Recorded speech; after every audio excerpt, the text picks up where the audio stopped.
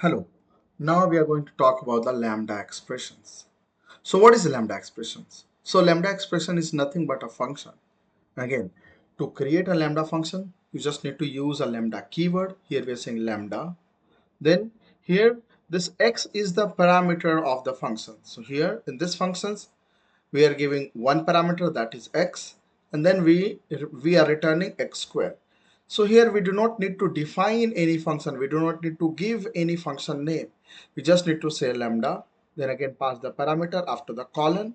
You just need to execute, like write what are the statement you want to execute in these functions, right? So this is how we create a lambda function. So let's run this, right? And when I create this lambda function, here we can see that it is a function, right? It is a lambda type of function, and then it takes a one parameter, that is x, right? We can also assign these lambda this functions to a variables like this. Like here we are saying this function equal to, then again we are writing this lambda, the same function expression we are writing over here. So when I do this, now we can use this function. So because this variable holds a lambda expression and which is a function data type, so now this func variable also behave as a function data type. We can check the type of func. We can see that it is a function. Now we can even execute this function the normally we execute over here. Like here we're saying func, in the bracket we are passing 3. This means that we are executing the lambda expression. We are passing 3 for one argument called x, and then it will return a 3 of squares, which is 9, right? Now now we can also specify the argument of the lambda expression like we have created. Like over here we are saying this lambda x comma y. So here we are passing two argument, x and the y, and this y has a default value. So here we can also give the default value of any argument, right?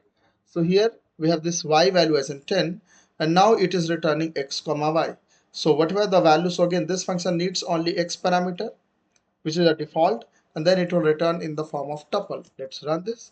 So here we are passing this value 1 comma 2. 1 will be assigned for x and 2 will be assigned for this y value. Here we are getting 1 and 2. Whenever we are saying func 1 as 1, we are getting 1 comma 10, right? We can even use this star and double star keyword over here, right? Here we're saying lambda x. So this is x is the one argument. Star args, which capture unspecified argument, y, which is another argument, and double star quarks, which capture unspecified keyword argument, right? And then it is returning all the value. So here we are returning the keyword argument in the form of dictionary. Now let's run this. Here one value we are passing for x, then a and the b will be assigned for the arguments, which is the unspecified argument. Now if you want to pass the value for y, so you have to define like a keyword. Here we are saying that y is equal to 10, and then we are saying a and the b, which is captured by the keyword argument. Let's run this. Here we are getting the value, right? Now the passing the argument, that means lambdas are the functions, right? And can then and we can also pass this function as an argument, right?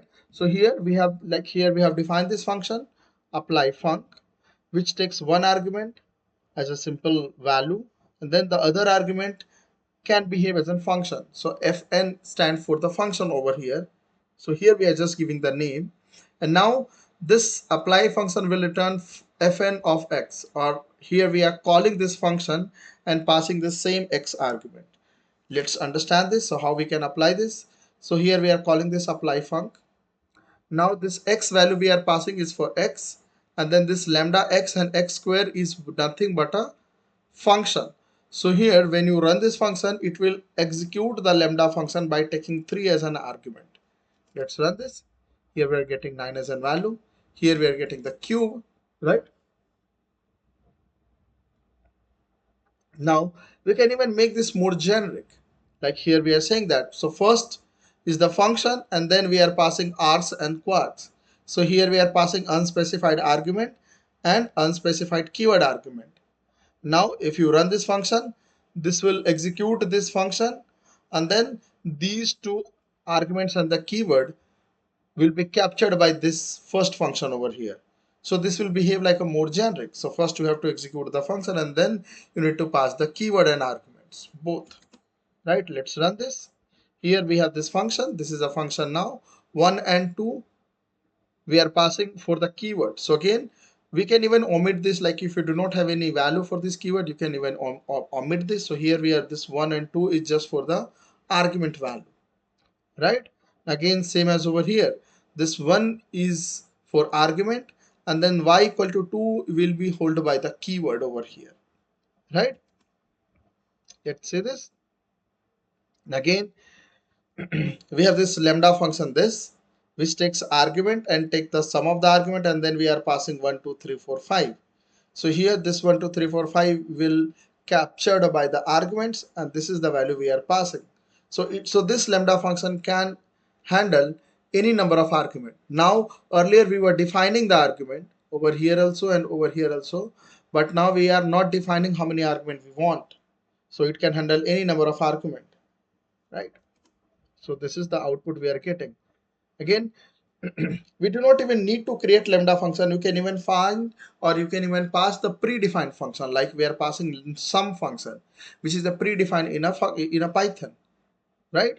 And then here we are passing 1 2 3 4 5, which is the argument value. So sum will take these value and take the sum of this all the 5 value, right?